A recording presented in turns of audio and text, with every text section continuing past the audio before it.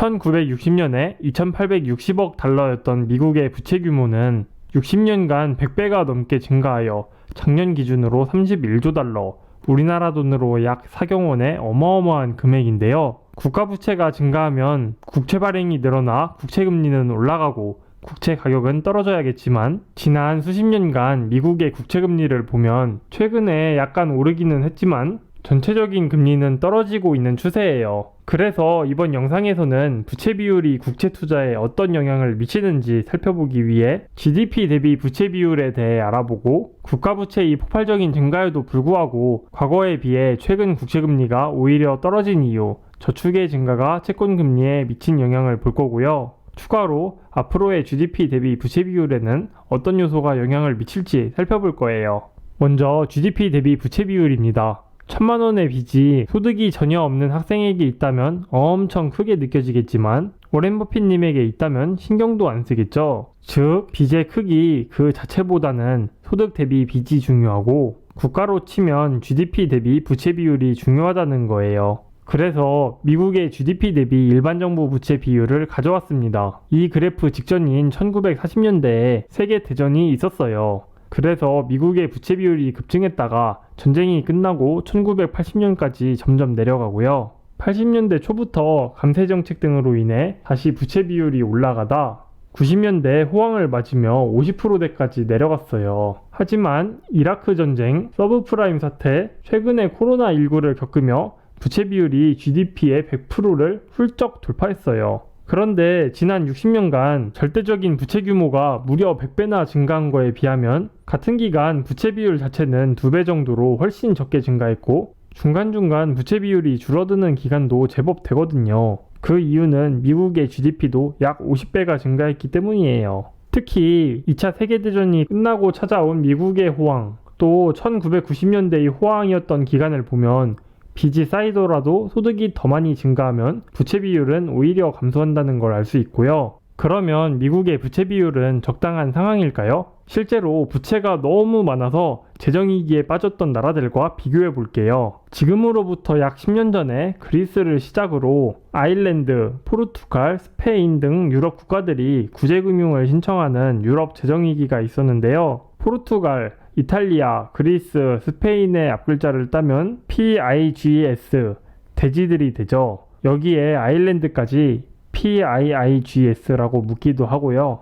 피그스 국가들이 겪은 위기를 재정위기라고 하는 이유는 그 원인이 방만한 국가재정 운영과 과도한 국가부채였기 때문이었어요. 아무튼 피그스 국가들의 07에서 09년 부채 비율을 가져왔습니다. 이 국가들은 당시 부채 비율이 이미 높은 상태였거나 과도한 재정 적자로 인해 급격히 높아졌고요. 여기에 미국발 글로벌 금융위기로 골골대는 은행을 구제하기 위해 재정 지출이 늘어나다 보니 국가부채 비율은 더 높아지게 되었죠. 결국 줄줄이 구제금융을 신청하고 재정위기가 발생했어요. 당연히 이들 국가의 국채금리도 폭등하였는데요. 10년물 금리 기준 포르투갈과 아일랜드는 10% 중반까지 치솟았고 그리스는 20% 후반대의 금리가 꽤 오랜 기간 유지되었어요. 이게 월별 통계라 그렇지 그리스 금리는 40% 가까이 찍은 적도 있고요. 이탈리아, 스페인만 해도 10년물 금리가 6, 7%까지 올라갔었는데 이 세 나라 금리가 워낙 폭등해서 그렇지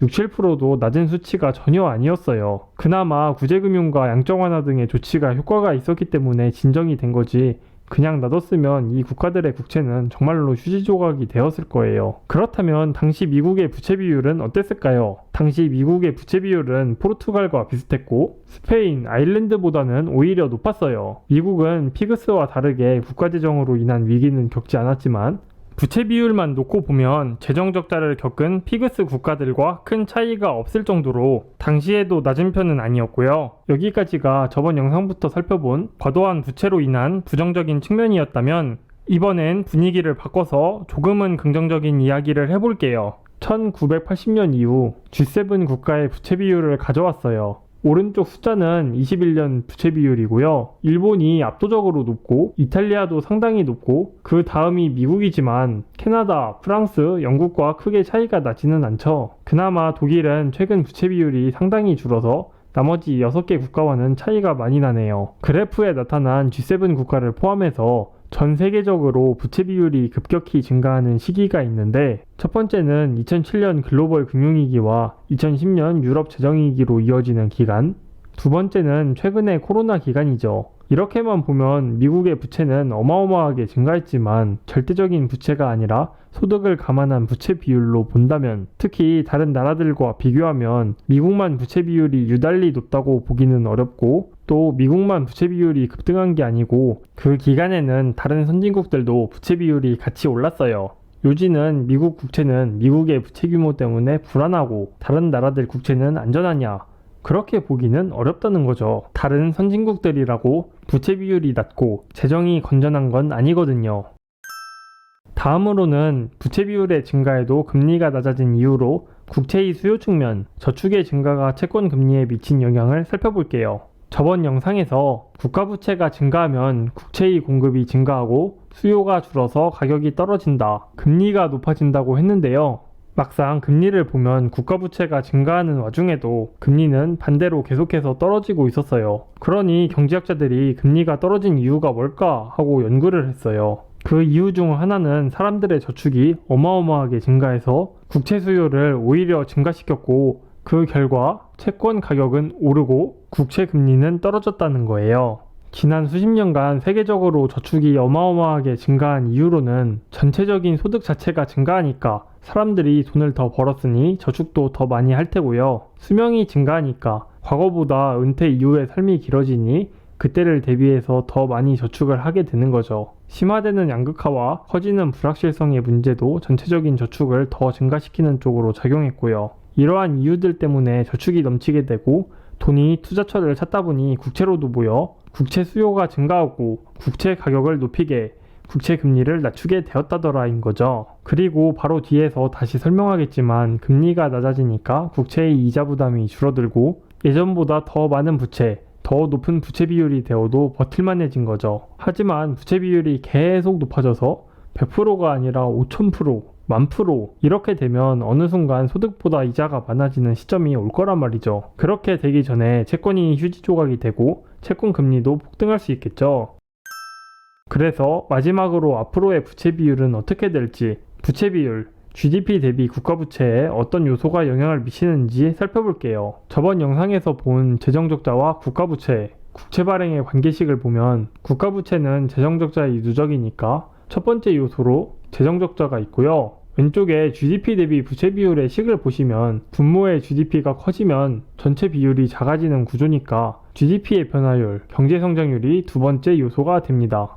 마지막으로 국가부채에서 나오는 이자가 다시 국가부채가 되므로 금리가 GDP 대비 부채 비율을 결정하는 세 번째 요소가 되겠네요. 그래서 부채 비율에 영향을 미치는 세 가지 요소를 하나씩 살펴볼게요. 먼저 재정적자. 미국의 역대 대통령들은 모두 재정적자를 줄이겠다고 말했지만 재정적자를 줄이기는커녕 오히려 집권기 동안 적자가 늘어난 경우가 대부분이었어요. 그만큼 앞으로도 재정적자를 줄이는 건 쉽지 않아 보이고요. 다음으로 경제성장률을 높이면 앞에서 본 것처럼 GDP를 높여서 부채 비율이 줄어들 테고 이는 앞으로의 경제 전망이 채권금리에도 영향을 준다는 의미고요. 그렇지만 경제성장률을 높이는 것도 쉽지 않다는 문제가 있죠. 마지막으로 금리인데 앞에서 본 것처럼 최근의 저금리는 국가부채의 이자 부담을 대폭 낮춰서 예전보다 더 높은 국채 비율을 유지할 수 있게 만들어줬어요. 하지만 최근 들어 금리가 다시 가파르게 상승하고 있다 보니 추후 금리가 계속해서 오른다면 부채 이자의 부담이 커져 부채 비율에 부정적인 영향을 줄 수 있어요. 이렇게 부채 비율에 영향을 주는 세 가지 요소를 살펴봤는데 재정적자가 늘어날수록 경제 성장률이 낮아질수록 금리가 높아질수록 부채 비율은 높아질 거예요. 지금 보면 당분간은 셋 다 부채 비율을 높이는 쪽으로 작용할 것 같네요. 그러면 부채 비율이 몇 프로 이내여야 안정적이냐? 사실 여기에 대한 정답은 없어요. 유럽연합의 기초가 된 마스트리히트 조약에서는 유럽연합 내 각국 정부가 부채 비율을 60% 이내로 유지하도록 주문했고 이후 안정과 성장에 관한 협약에서는 60% 이내로 유지하지 않는 국가에 제재를 가할 수 있게 규정하였어요. 그러나 글로벌 금융위기와 유럽 재정위기, 코로나19를 겪으며 현재 많은 선진국들의 부채 비율이 60%를 훌쩍 넘기고도 많은 시간이 흘렀어요. 다행히 아직까지는 이들 국가의 채무불이행의 위험이 없어 보이므로 부채 비율이 60%보다는 높아도 괜찮은 것처럼 보이지만, 그렇다고 해서 부채 비율을 끝없이 높이다 보면 언젠가 돌려막기의 끝에 도착하게 될 텐데, 그렇게 되면 부채를 갚을 수 없는 상황이 되고 국채는 휴지 조각이 될 수도 있겠죠. 여기까지 지난 편에 미국 부채 한도 인상부터 시작해 재정적자, 국가부채와 국채의 장기적인 관계, 국가부채가 채권에 미치는 영향, 결론적으로 부채의 절대적인 규모 자체보다 GDP 대비 부채 비율이 중요하다는 것을 살펴봤어요. GDP 대비 부채 비율은 재정적자가 클수록, 경제성장률이 낮을수록, 금리가 높을수록 더 커져요. 다만 국채에는 부채 이외에도 이번 영상 중간에 잠시 살펴본 저축을 비롯하여 다양한 요소가 영향을 미친다는 점 참고하시고요. 장기 채권의 단기적인 움직임은 여기에 인플레이션과 미국 기준금리의 변화, 우크라이나 러시아 전쟁의 경과, 미중 관계 등등의 다양한 변수가 있다는 점을 주의해 주시면 될 것 같습니다. 아무튼 두 편에 걸친 내용은 이 정도로 마치고 저는 다른 주제로 다음 영상에서 뵙겠습니다. 좋아요, 구독, 알림 설정 부탁드리며 시청해 주셔서 감사합니다.